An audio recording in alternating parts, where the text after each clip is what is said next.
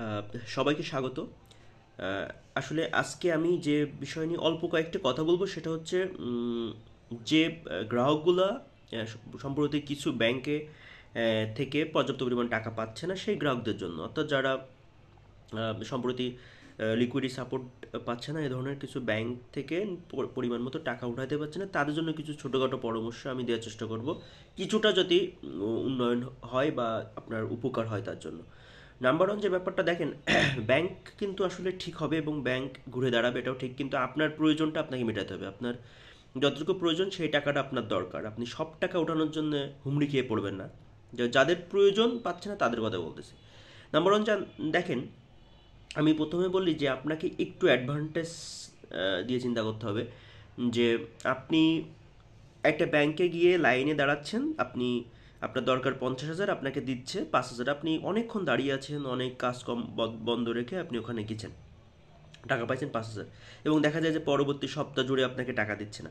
তো এখনও প্রবলেমে পড়া কিছু ব্যাংকের অ্যাপস আছে, আমি বলে রাখছি, আবারও বলছি যে তাদের ব্যাংকের যে অ্যাপস আছে সেই ব্যাংকের অ্যাপস এখনও সচল আছে। কিছু কিছু ব্যাংকের লিমিট করা আছে যে হয়তো 5,000 10,000 টাকা তারা ট্রান্সফার করতে দিচ্ছে অন্য ব্যাংকে, অর্থাৎ বিএফটিএন বলেন অথবা এনপিএসবি বলেন বা আপনি ওয়ালেট ট্রান্সফার বলেন, যে কোনো একটা লিমিট তারা দিচ্ছে যে 5,000 বা 10,000। আপনি দেখেন, আপনি ব্যাংকে গিয়ে 10,000 টাকা উঠাচ্ছেন বা 5,000 উঠাচ্ছেন, কিন্তু আপনার হাতের মুঠোয় কিন্তু অ্যাপস আছে যেটা দিয়ে আপনি আপনার অন্য একটা ব্যাংকের ব্রাঞ্চে আপনি টাকা ট্রান্সফার করতে পারবেন প্রতিদিন একটা নির্দিষ্ট অ্যামাউন্ট।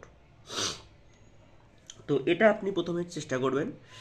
আহ, এটা একটু ধৈর্য ধরে করতে হবে, কারণ যেহেতু আপনার প্রয়োজন আপনাকে পথটা খুঁজে নিতে হবে।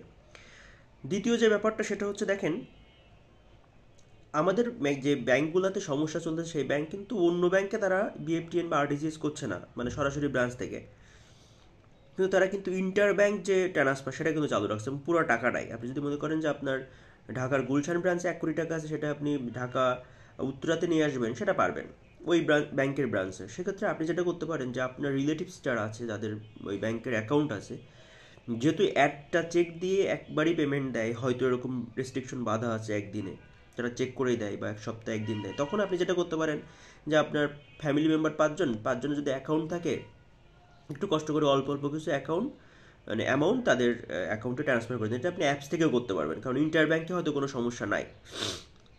তারপরে দেখা যাচ্ছে কি হচ্ছে যে তখন আপনি একটু কষ্ট করে 20 টাকা 50 টাকা খরচ হইলেও আপনি প্রতিদিন 5,000 টাকা করে দেন, সেক্ষেত্রে 5টা চেক যদি নিয়ে যান, 5টা অ্যাকাউন্ট থেকে আপনি 25,000 টাকা উঠাইতে পারবেন, বা 50,000 টাকা 10,000 করে দিলে 50,000 টাকা করে দেবেন, সাথে আপনার অ্যাপস থেকে হয়তো আরও 10,000 টাকা সরাইতে পারবেন।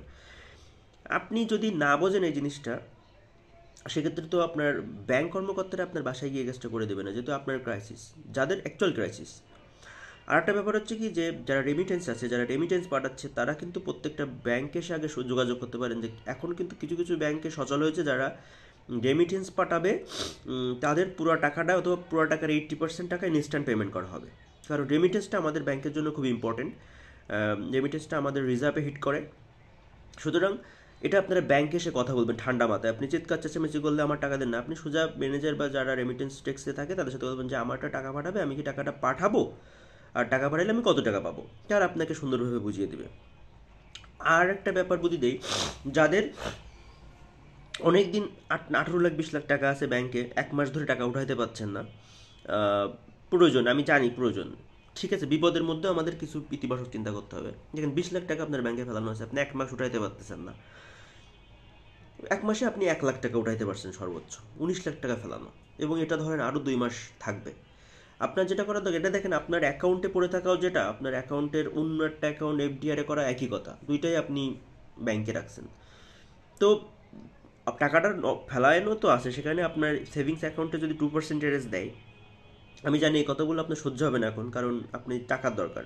তারপরে আমি বলি যে আপনার বিপদের মধ্যেও টাকাটা তো ফেলানো আছে, সেখানে একটু কম খারাপ হোক, তো আপনার টাকাটা আপনি 1 মাস মেয়াদি বা 45 দিন মেয়াদি, 2 মাস মেয়াদি এফডিআর আছে ব্যাংকে কিছু, মানে টাকাটা যা সেভিংস থেকে আপনার এফডিআর যাবে, এনি টাইম আপনি ক্লোজ করতে পারেন। যদি ব্যাংক হুট করে ঠিক হয়ে যায়, আপনি সাথে সাথে এফডিআর ক্লোজ করে দিবেন।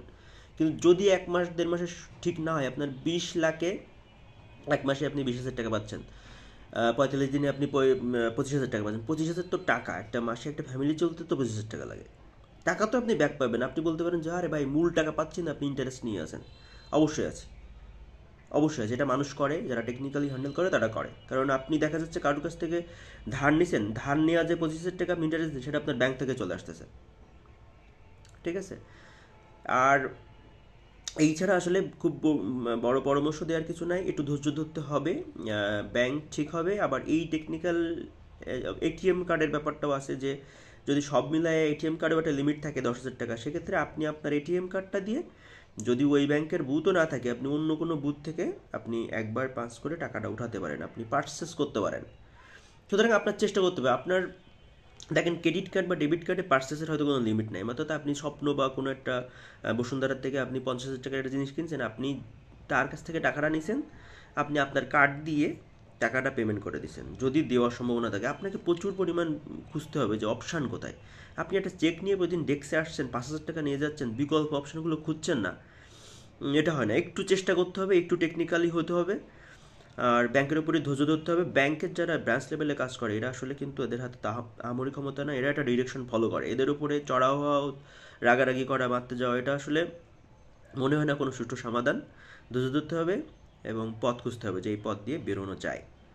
এবং সর্বশেষ বলতে চাই যে পরিস্থিতি ঠিক হবে, ব্যাংকের প্রতি আস্থা রাখতে হবে আপনার। এছাড়া আপনার ঘরে টাকা থাকবে না। আশা করি এই সমস্যা কেটে যাবে। ভালো থাকবেন, সুস্থ থাকবেন।